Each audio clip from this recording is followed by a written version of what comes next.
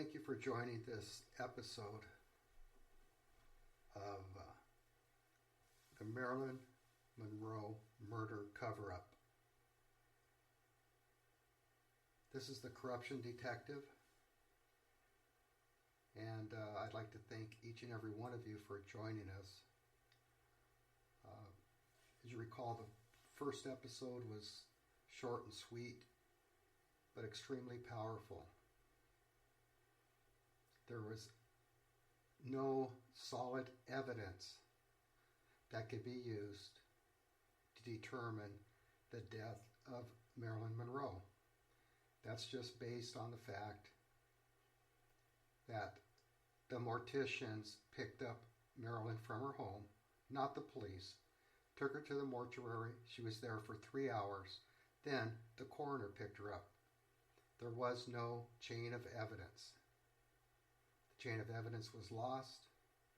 Therefore, the autopsy, in theory, is null and void. So, let's set a foundation as to why the government would want Marilyn Monroe murdered. Most of you know there's an extremely strong inference that Marilyn Monroe was with Robert Kennedy, the Attorney General, and his brother, John Kennedy, the President of the United States, during and around the time that she was murdered. So I'm going to just go through a kind of a basic foundation as to why Marilyn Monroe was murdered.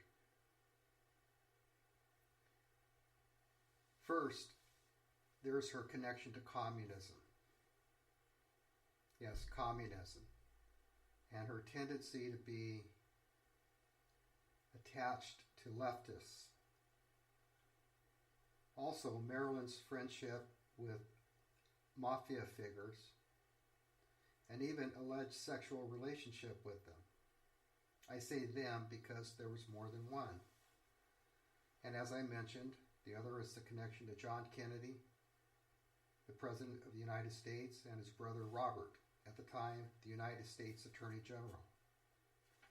What a dichotomy of characters, as one is opposite the other. Or at least one would think so. Oh, and don't forget, there's a life insurance policy by Fox Studios. Now, it's pretty interesting that Marilyn was fired by Fox, and 3 days before she was murdered, there was a contract and she was rehired at a much higher salary. And also at that time, her life insurance policy became active.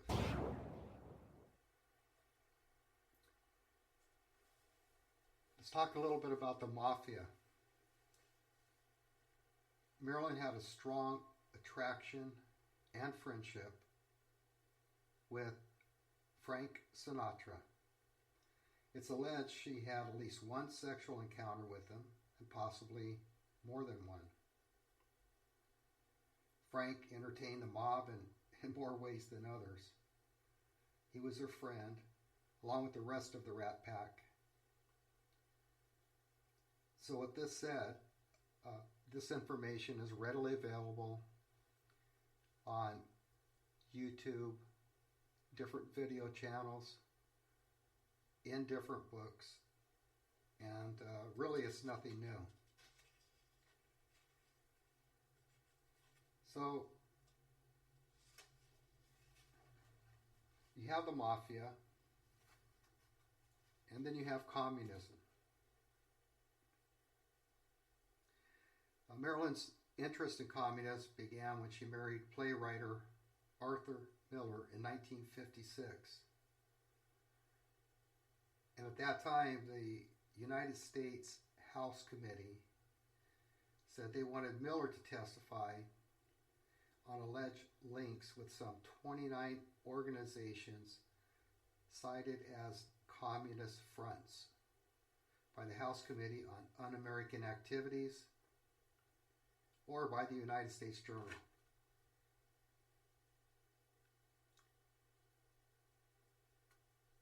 So she was an apparent communist sympathizer, according to the U.S. government.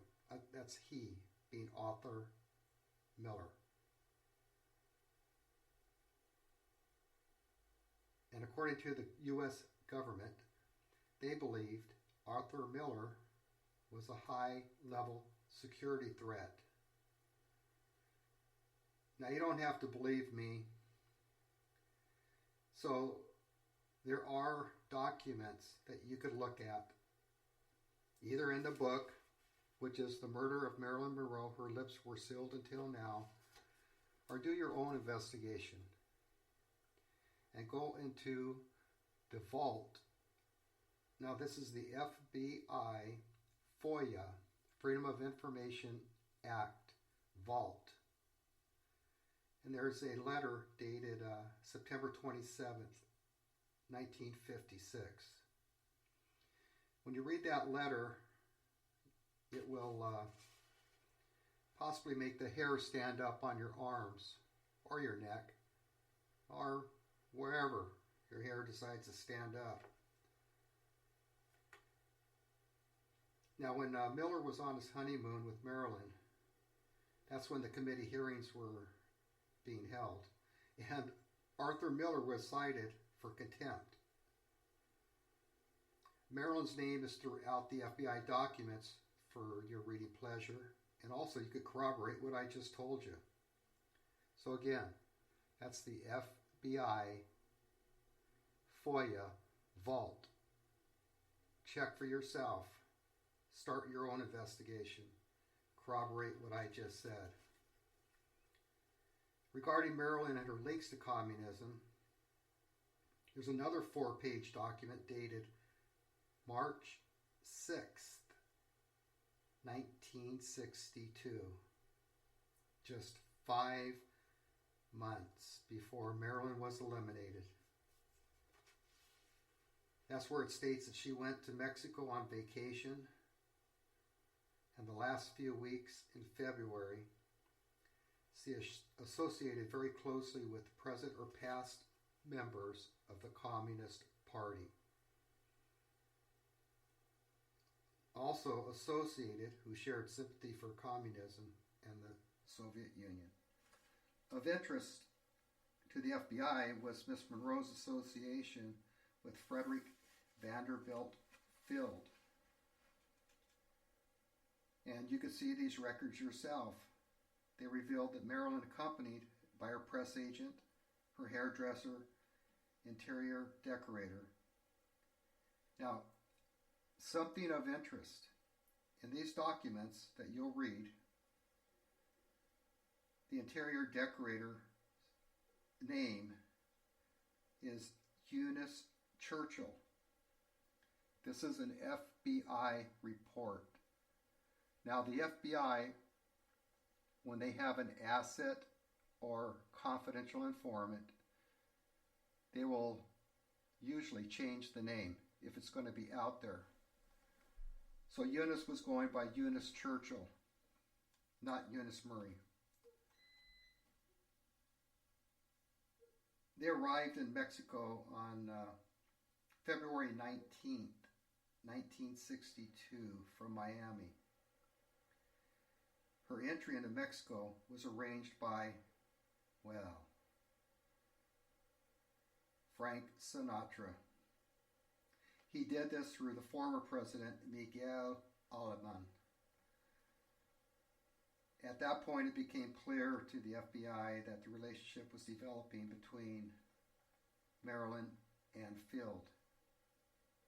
That's Vanderbilt Field. And there was a considerable concern over this by various members of the Communist Party,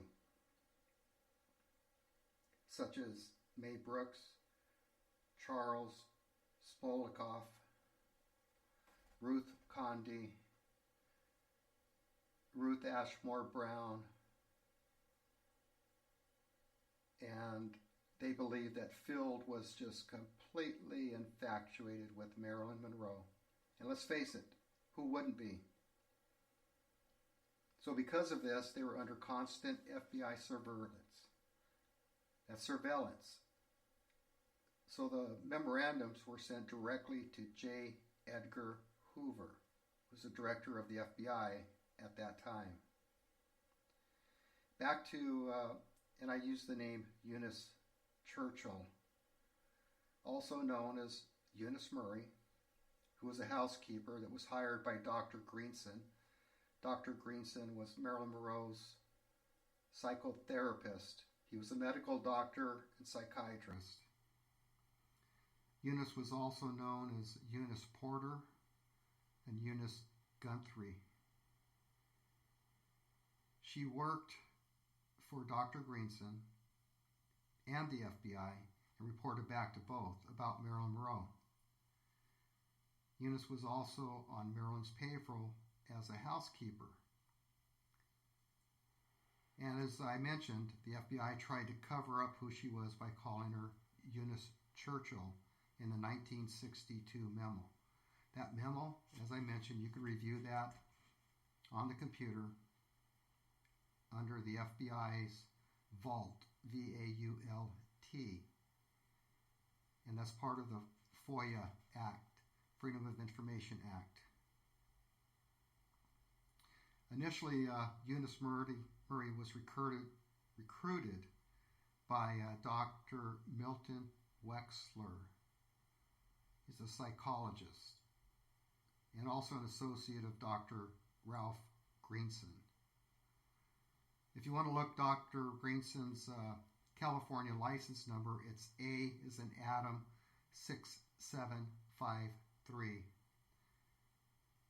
He was born as Romeo Samuel Greenspoon. That's Greenschpoon.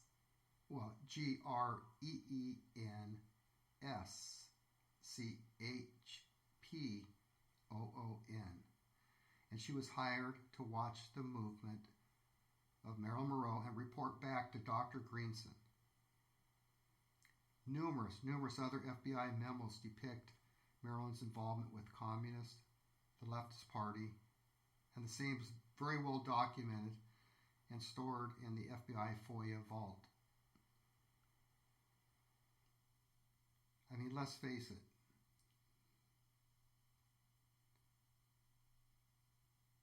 He was there the night Marilyn was murdered. He being Dr. Greenson. Marilyn was considered a national security risk by the CIA and the FBI. A little bit more about the Kennedys in Maryland. You know, the Kennedy, he began to join, that's Robert, Marilyn's company at Peter Lawford's house. Peter was married to the Kennedy's sister, Pat.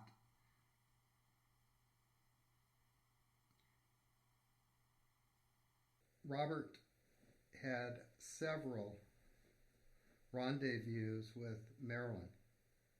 And that's up until the night she was injected or murdered on August 4th, 1962.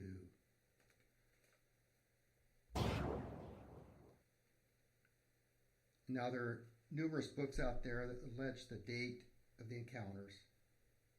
However, because we couldn't confirm it, we're just telling you what exists in other documents. But something the government does and did is they disseminate false exculpatory information to confuse the public and above board officials, which as time goes on, we know there are less and less of what we can call above board officials. On March 24th, 1962, JFK, that's John, the president, allegedly spent the weekend with Marilyn at Bing Crosby's home in Palm Springs. Then in May of 1962, Marilyn sang at John Kennedy's birthday party. These are both well documents in public documents and confidential reports. Now, as a result of pillow talk between Marilyn and Robert, and also Marilyn and Jack, and that's John Kennedy, the president, she knew way, way too much. And I could say, unfortunately for everyone, the Kennedys and Marilyn, she kept a diary. Now, she kept a diary of almost all the conversations she had with the Kennedys. She didn't do this with any ill intent. And the main reason is when she spoke with them again, she wanted to have information that she could be intelligent enough to recall what they were talking about. Yes, what they were talking about.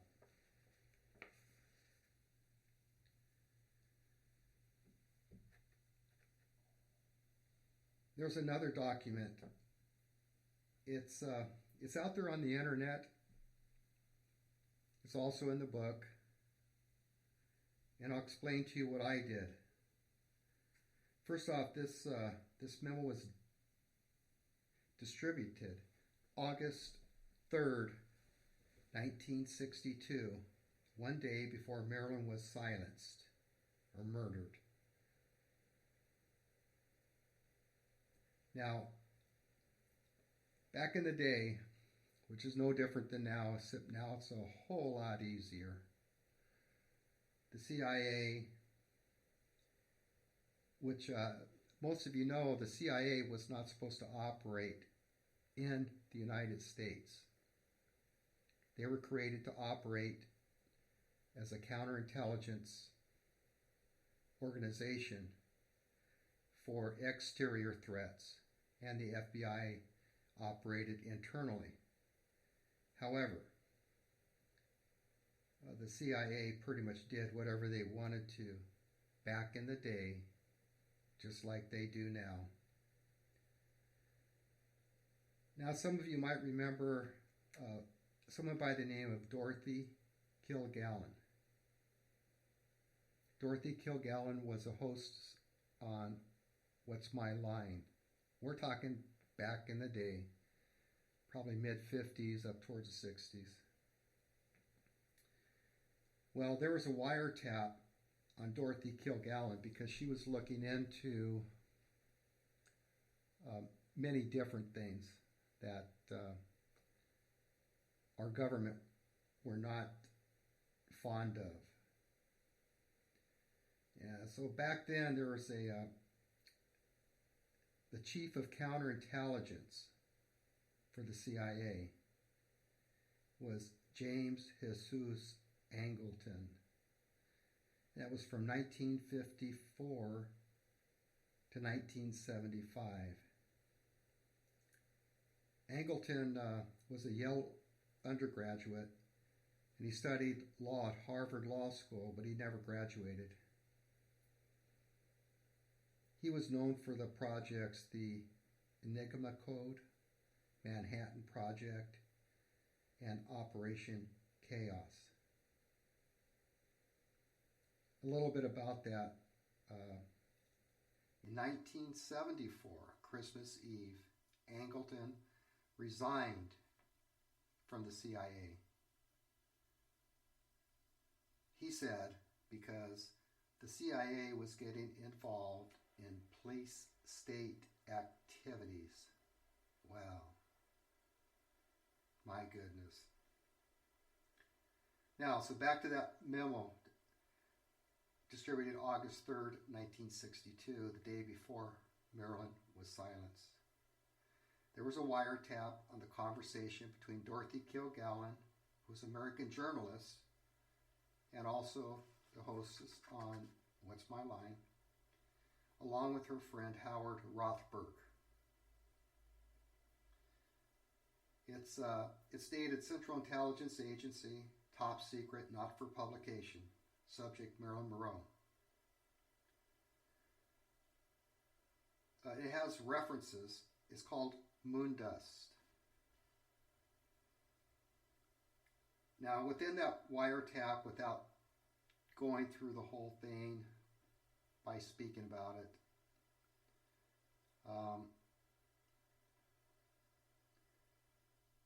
Dorothy Kilgallon was talking about the breakup with the Kennedys.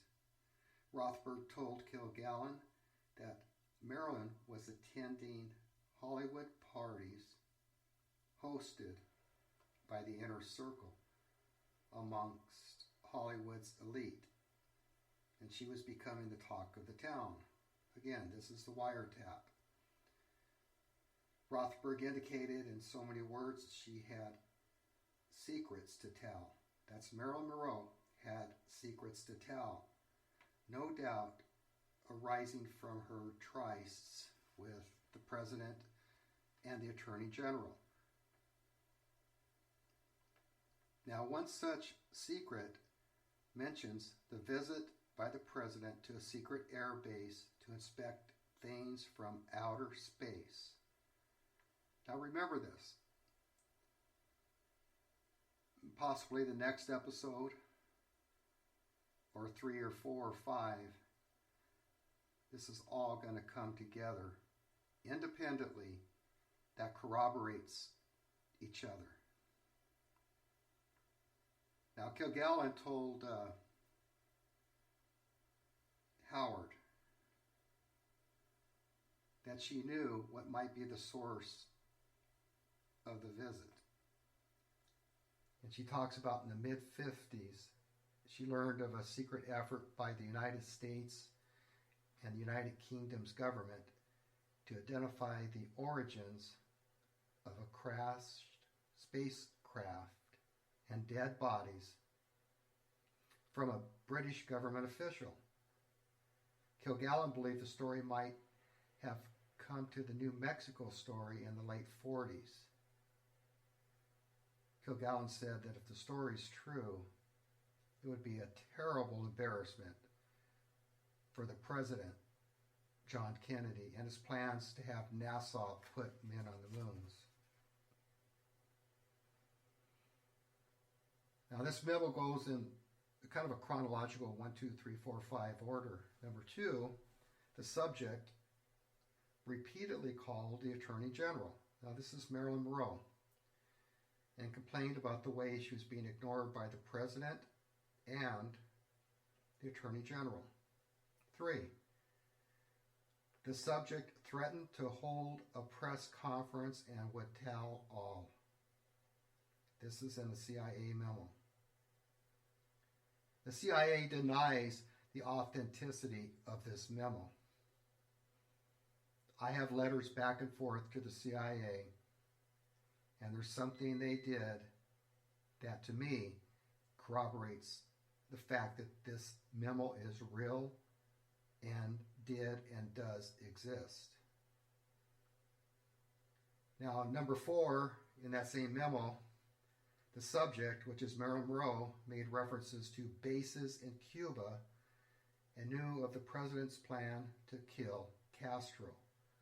That's a whole chapter in itself of what our government did with the mafia. The CIA joined in with the mafia to have Castro killed. Now, I'm a red-blooded American, former Air Force member. I believe in the Constitution, and I believe in our flag. But I'll be darned, our government was unable to kill Fidel Castro. Now, number 5, the subject, which is Marilyn, made references to her diary of secrets and what the newspaper would do with such disclosure. On the bottom of the memo, it has MJ-12. MJ-12. And I believe that was referring to the Majestic Project. It was signed by James Angleton with a top secret stamp. Now, at this point, I'm not going to go into the whole bits of information regarding spacecrafts and flying saucers, because that's still questionable. I mean, our government was so advanced, they could have been our spacecrafts.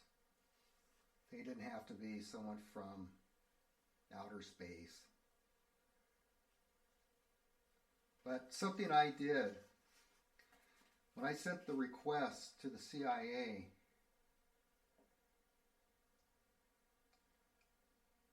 instead of putting moon dust, I think I put rock dust, and I gave a copy. And so the CIA sends me a much more legible copy with moon dust. And I put rock dust intentionally to see if they would catch it. And guess what? Our intelligence agency wasn't quite intelligent as they thought they were back in 1962, or even when the request was made sometime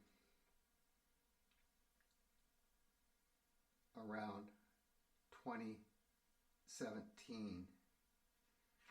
Whoa, did they screw up? Well, we're getting close to the end of this episode, which is episode number 2. And I'd like to thank each and every one of you for listening. Again, there's so much to tell you and to provide information related to the murder of Marilyn Monroe. And again, one of the episodes will be entirely of that night. That night, the night when Marilyn Monroe was murdered. I'm going to tell you the names of the people, who was there, how they did it. And, you know, credit where credit is due.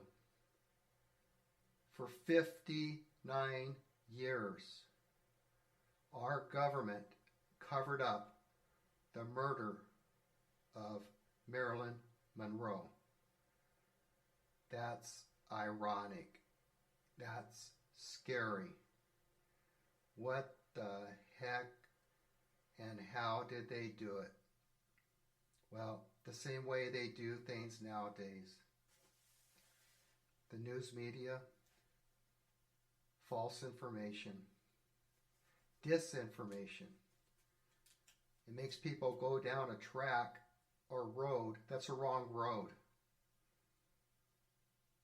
A lot of it's luck. You get lucky and you find out exactly what happened. So with that said, I'm signing off. We will talk to you all very, very soon.